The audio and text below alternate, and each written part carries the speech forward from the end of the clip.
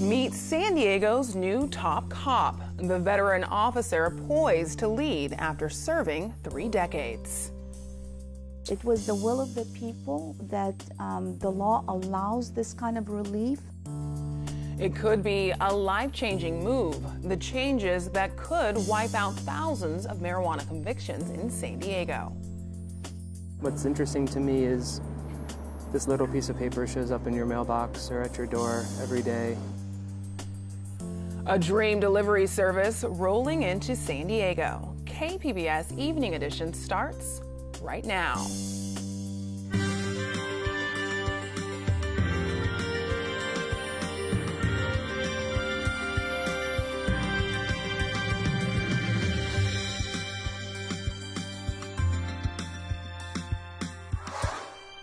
Good evening and thanks for joining us. I'm Ebony Monet.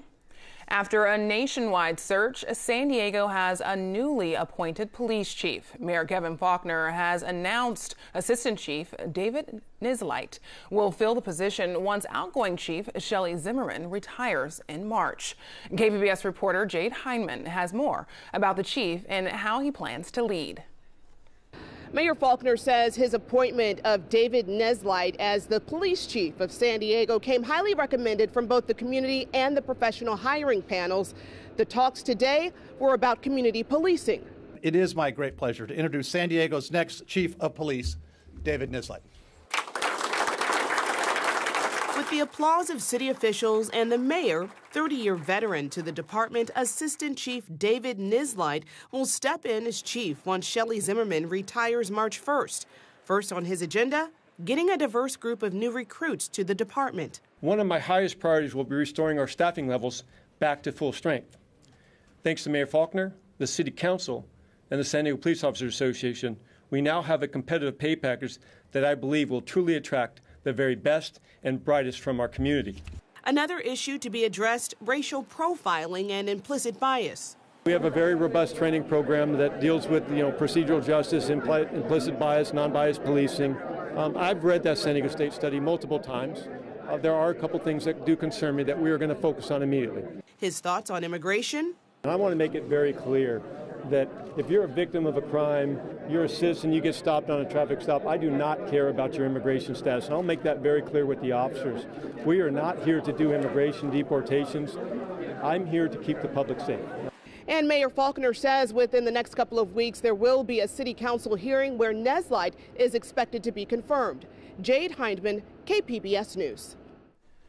Some community activists want a chance to talk with Nislight about his plans, and they hope to get it in a public hearing before the council vote. Last fall, the city held a series of community hearings to get public input on what San Diegans wanted in their new chief. Christine Hill of the ACLU in San Diego says another hearing will give people a chance to see where he stands on the issues they're concerned about. Be committed to ensuring diversity in the police ranks and to implementing restorative justice practices throughout the department. These were recommendations and concerns that we repeatedly heard in the community forums, in the surveys, and throughout the search process. The city says more than 2,000 people participated in those community forums and online survey last fall. Nislight was selected after interviews with more than 24 panelists selected from community and business groups, along with San Diego County School Superintendent Cindy Martin and Sheriff Bill Gore. Visit our website for more coverage on the choice of David Nislight, including more reaction from community leaders and a timeline of Nislight's career. That's all at kpbs.org. The state's new marijuana laws will help clean up the criminal records of thousands of people in San Diego. The district attorney's office says it has already reduced felony convictions to misdemeanors in nearly 700 cases. Caseworkers say thousands more are eligible. Under Prop 64, which legalized recreational marijuana, some felony convictions can be reduced or dismissed. The goal of the law is not to give the second chance and then have people squander it by committing additional crimes. There are some exceptions. Marijuana cases linked to a violent or sexual offense are not eligible. 2 years after San Diego Mayor Kevin Faulconer created Housing for Our Heroes, KPBS military reporter Steve Walsh looks at the next step for the city's effort to tackle veterans' homelessness. The program was announced at the mayor's State of the City address in 2016. The city gave itself 1 year to add additional resources to take 1,000 veterans off the street. It took an additional 7 months, but the city eventually hit its target. The goal was initially to get 1,000 veterans off the streets, which we did. And we are continuing the program now to get as many more off the streets as we can. By targeting veterans, the city found new methods to move other homeless populations into housing. They are living a very passive lifestyle. They'll take the voucher and maybe not do anything with it. Or they may not have the social skills that you need to negotiate with a landlord. So the city stepped in and performed some of those services for them. The city continues to provide money to house the 1,000 vets promised under Housing Our Heroes. Gentry estimates another 1,000 veterans remain on the streets, more homeless vets than when the city reached its goal back in September. Those veterans will be helped along with the rest of the homeless population as money becomes available. Steve Walsh, KPBS News. San Diego city officials have released an online survey this week to gather data about people's commuting habits. KPBS Metro reporter Andrew Bowen says the data will support the city's climate action plan. Transportation is San Diego's biggest source of greenhouse gas emissions, and a central part of the city's climate plan is to get more people to bike, walk, or ride public transit to work. Cody Hooven is the city's chief sustainability officer. She says the survey will be repeated every year to track progress on those transportation goals. And as we get better and we become a smart city and have new technologies and data, we're going to combine all of those sources of information together, and this data will get better and better over time. The survey asks respondents how often they drive alone to work and what factors influence their transportation choices. Nicole Capritz heads the nonprofit Climate Action Campaign. She says the survey is great news, and she hopes the results will spur action.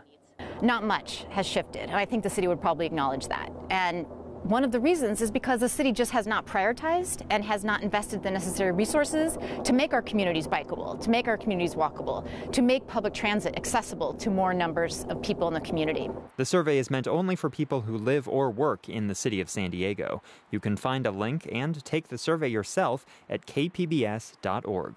Andrew Bowen, KPBS News. Local leaders in business, education, government, and the community will brainstorm tomorrow on improving immigrant integration. The Welcoming San Diego kickoff event will include remarks from elected officials, a panel of experts, and multiple group discussions. Organizers say the day-long event will focus on how well sectors across San Diego are welcoming newcomers and what they can improve. Obviously, the nonprofit sector has been doing the work of welcoming day to day for many years, decades even, here in the region. But we want to make welcoming immigrants and refugees everyone's business. A series of community forums will occur over the spring. A final strategic plan is expected in the fall. California's snowpack remains far below average for this time of year. The monthly snow survey was conducted today at Phillips Station in the Sierras north of Sacramento. The site has just more than 13 inches of snow, which is only 14% of average. Statewide, the snowpack is 27% of average. We've tripled our snow water content compared to last month for this location this time of year. But of course, it's not nearly where we'd like to be. 3 more snow surveys will be conducted in the months ahead. The State Department of Water Resources says last year's record snowfall filled reservoirs and provided a surplus of water. Well, drought returns to San Diego. Today, a U.S. Drought Monitor report declared all of San Diego County is now in a moderate drought. The Category 1 declaration comes a year after water officials announced the region's drought was over. A moderate drought means ongoing dry conditions could cause damage to crops. There's also a possibility of water shortages developing. The weather outlook shows continued dry conditions. A picture-perfect winter day here in San Diego, and we may see some record highs this weekend. Erin Calandra has more in tonight's forecast. It was another beautiful day here in Southern California. I hope you got to enjoy it. Taking a look at our satellite and radar, not much happening here, and that's how it looks across the southwest. Maybe a few clouds here or there, and just some very light spotty showers in the interior areas. Nowhere near us. We had a gorgeous day. Tonight, 53 degrees. It's going to stay mainly clear out there, and that's how it looks across the region for everyone. Borrego Springs, 49 degrees. Ramona, 46, and Alpine coming in at 49. Chula Vista, 51 degrees tonight for your low. Now Friday through Monday, it's going to be warm, unseasonably warm, and it really has been for at least a week or so. So record highs challenged once again. Reduced air quality. If you have breathing problems, well, we're not going to have the best air quality to be outside exercising, and it's going to stay dry. We expect at least through mid-February, so we're under a dry spell here. Temperatures tomorrow, Oceanside 75, Poway 83, and San Diego coming in at 74 degrees. Very comfortable. Interior areas, Alpine 80 degrees, and in Mount Laguna, we're going to see a temperature of 64. Now nationally, it's going to be pretty cold for the Super Bowl. If you're heading to Minneapolis, make sure you pack warm clothes. That is not the case for us. We are staying warm and dry, as we just discussed. Now along the coast here, the next 5 days, we are in the 70s all week long with beautiful sunshine. Nice conditions. Inland, warmer, of course. We're in the 80s. We drop down to 79 on Monday, staying dry and warm. And then in the mountains, a bit cooler in the 60s. Overnight lows in the 40s, so that's pretty comfortable with sunshine. And here in the deserts, it's going to be warm. Temperatures in the 80s, lows only in the 50s. And again, it's staying dry and sunny for everyone. For KPBS News, I'm Erin Calandra. Ebony, back to you. A new study shows as the Arctic sea ice thins, so do polar bears. As AP reporter Kathy Young explains why the animals are shedding pounds during a time when they should be beefing up. Call it a climate change diet that isn't good for the bears. A new study by the United States Geological Survey, published in the journal Science, finds polar bears are shedding pounds at a time they're supposed to be beefing up because climate change is shrinking the ice cover on the Arctic Ocean. That's why you see the chin of the bear right here. Study co-author George Durner says many of these bears aren't getting enough food to meet their energy needs. To maintain weight, the Arctic animals need to capture one seal every 5 to 10 days. If they don't do that, they're going to lose weight. And if they lose weight, then there are other things that come in play with their health, their ability to reproduce, and so forth. The Associated Press traveled to the Arctic Circle last summer and found climate change is contributing to diminishing Arctic sea ice. With more sea ice melting earlier, the seals become harder to catch in the spring during prime hunting season. If we cut that period short, say the sea ice melt occurs earlier in the summer, then we're essentially pulling the rug out from underneath the polar bears, and they don't have that platform any longer to capture seals. The study tracked 9 single adult female polar bears with high-tech collars that resemble a mammal Fitbit. For the first time, every move of the free-range polar bear was monitored for about 10 days. Researchers did this for 3 different Aprils, showing how the animal is adapting or not to the changing environment. You see these bears walking across all sorts of sea ice. You see them preparing a hole to capture seals from. You see them diving through thin ice after seals, and underwater, from the bear's point of view, you see a seal swimming away from it. Blood samples were also taken. The data shows polar bears on the ice may be using more energy and have a higher metabolism than previously thought. About half of the bears studied lost 10% or more of their body weight. Things are getting likely to get worse before they're going to get better. In the long run, climate change is not good for our polar bears' energy balance.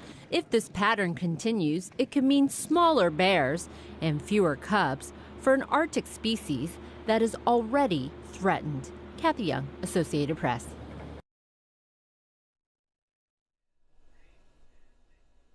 People are finding an unexpected sight along the New York skyline. In tonight's SciTech report, Howard Rosenbaum, a scientist with the Wildlife Conservation Society, explains why whales are showing up there and how researchers are tracking them. In the New York Bight, there's a great deal of marine life that most people aren't aware of. Many species of fish and sharks and turtles. Increasingly, we're seeing what appears to be more abundant menhaden in our waters. And with that, we have increasing habitat use of some of the large whales in some of these waters. The fin whale, they're present during large portions of the year here to a greater extent compared to those other baleen whale species. Most of them are seasonally migrating here. That includes the humpback whale, the North Atlantic right whale, the sei whale, the minke whale. Some may spend more time here than we expected, and that's something that our research is beginning to tease out. So we use a suite of tools to study and learn more about whales in the New York Bight. They range from boat-based surveys where we're out and looking for whales to the most cutting-edge type tools. Right now we have deployed in the New York Bight, in collaboration with the Woods Hole Oceanographic Institution, a near real-time acoustic monitoring buoy. So anytime there is a whale vocalizing one of 4 species, we get a notification of those animals being present in the New York Bight. For example, in a 9-month period, we had vocalizations on something like 218 of those days. So that provides extremely valuable information because we've located this buoy, an intersection between the shipping lanes, but also an area that's considered potential for wind energy development. 20 years ago in the waters of New York City, wow, you're really lucky if you got to see a whale.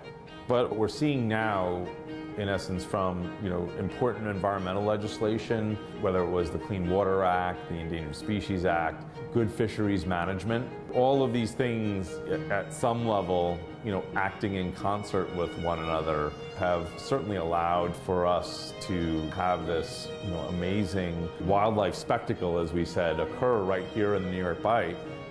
There are obviously some concerns too. Animals getting hit by ships are of great concern. The noise associated with shipping and other activities is of great concern. As there are more menhaden, are those fisheries regulated and monitored well enough to make sure that those stocks don't get depleted? What happens in a changing climate?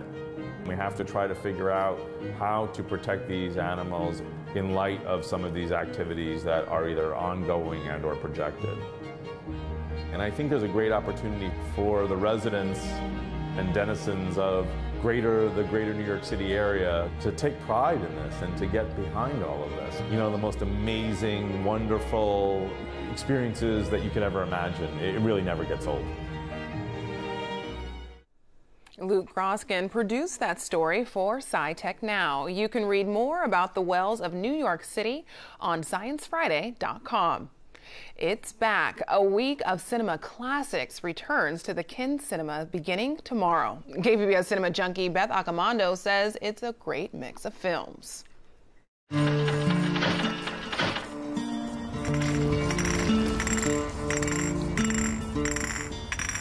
Have you been waiting in tense anticipation for just the right thing to provoke you into action? Warriors, come out to play.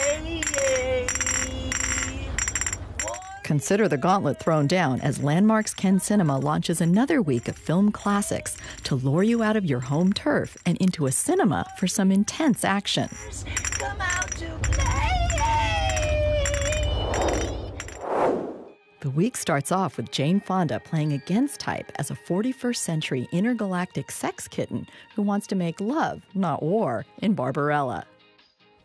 Then love takes an unexpected turn as death-obsessed Bud Cort falls in love with Ruth Gordon's septuagenarian in Hal Ashby's cult classic, Harold and Maude. Another cult favorite plays Saturday at midnight, Walter Hill's The Warriors. It's simple and elegant in design, but brutal and stunning in execution. And so good at midnight with the crowd. James Dean defined teenagers of an earlier generation with his iconic performance in Rebel Without a Cause. You're tearing me apart! Now you know where Tommy Wiseau stole his famous line for The Room. Akira Kurosawa's Hidden Fortress provides another movie connection viewers can make between the past and present. The film is cited as the inspiration for George Lucas's Star Wars with its tale of a princess on the run. In contrast to that film's broad comedy is the subtle emotions of the Wim Wenders-Sam Shepard collaboration, Paris, Texas. Harry Dean Stanton stars in this tale of heartbreaking beauty and sadness about a broken man trying to heal his life.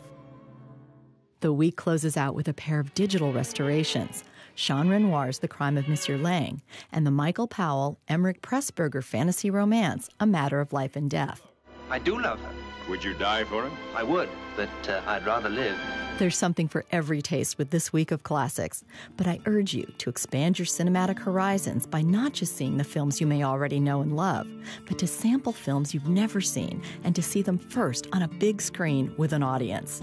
Film is best enjoyed as a communal experience. Beth Accomando, KPBS News. A week of classics starts Friday at Landmark's Kin Cinema and runs through February 8th. A traveling poet has arrived in San Diego by way of Denver to perform a unique type of work. He calls his writing dreams and delivers them by bike to subscribers in the dead of night. So when people wake up, they find a written dream waiting for them. KPBS reporter Claire Tragesser tagged along on his delivery route. The sun is coming up over the streets of North Park as buses and delivery trucks make their rounds. Meanwhile, someone else is finishing his deliveries for the day. Like Santa Claus or the Tooth Fairy, he works through the night while you are asleep. But he distributes a different type of gift, a typed-out dream left on your doorstep.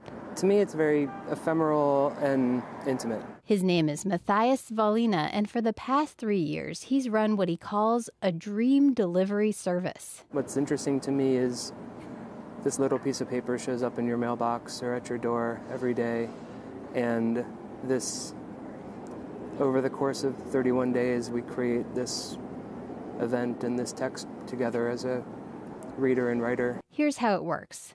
Svalina arrives in a city and gathers subscribers through his website. For $45, each subscriber gets a dream every morning for a month, including weekends. Svalina came to San Diego mid-January and has about 65 subscribers.